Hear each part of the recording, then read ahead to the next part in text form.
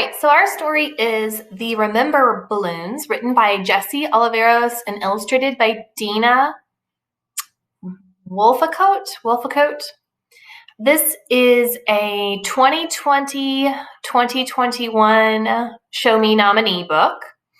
And the story is actually written like an analogy or a metaphor, actually. So that means that one thing is representing something else. So in the story, the balloons are representing memories. So if you think back to something that you can remember, like a special day or a holiday or a birthday or something like that, that would be like one balloon in our story. And we're going to hear about a boy and his parents and his grandfather.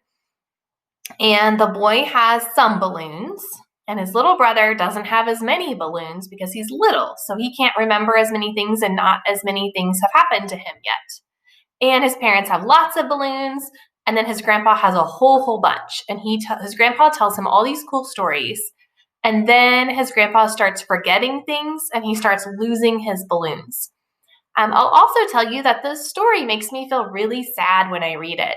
My own grandpa is alive right now, but he's very, very old, and he has a really hard time remembering lots of things. So this reminds me a lot of my own grandpa. So when I read it, sometimes I feel really sad. But I read this story a few times already, so I'm going to read it to you right now. The Remember Balloons. I have lots and lots of balloons, way more than my little brother. This one's my favorite, I tell him, pointing to the balloon filled with my last birthday party. When I look at it, I can see the pony again. I can still taste the chocolate frosting. Mom and Dad have more balloons than I do. Grandpa has lived so long, he has more balloons than all of us together. And the stories he has inside those balloons, they're better than ponies and chocolate frosting. What's in that yellow balloon? I ask him. Grandpa's eyes light up. We'd just come back from picking blackberries along the muddy banks of the creek.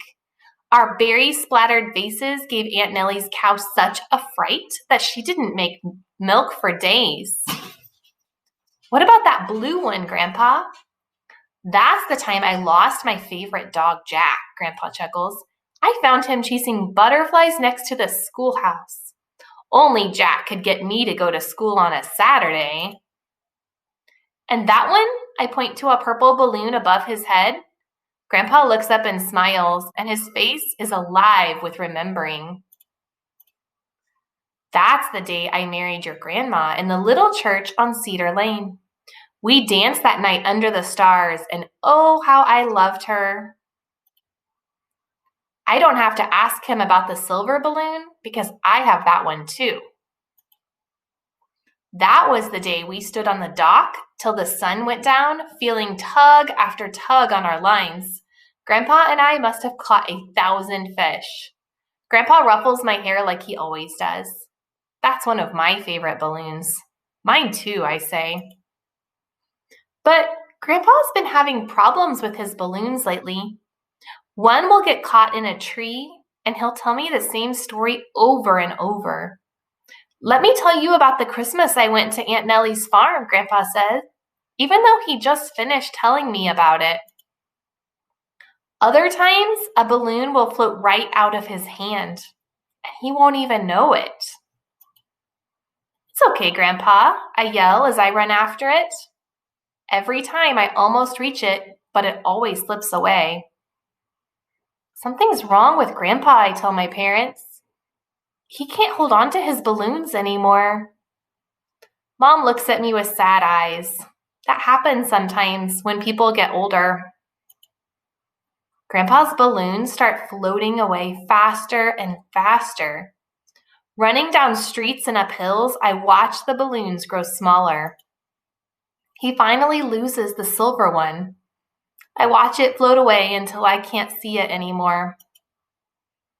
Why did you let it go? I yelled. That was our balloon. Then I sit on the sidewalk and I cry.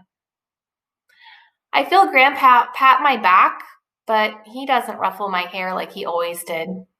Why are you crying, child? There's nothing to cry about. One day, I go see him and all his balloons are gone. Grandpa, I say, but he doesn't look at me. It'll be okay, Dad says. Look up. I have new balloons now. A yellow one filled with blackberries and a cow, and a blue one filled with Grandpa and his favorite dog, and a purple one filled with a wedding day. See, Mom says, now they're yours to share. So I climb into Grandpa's lap and I begin telling him about my new balloons. Okay, that's the end of our story. Did you see at the end how Grandpa lost all of his memories and balloons, but the boy carried all those memories with him? So all the things that the stories his grandpa told him are now his own stories to share with other people, that things that he can remember about his own grandpa. Okay, I hope you guys liked our story today.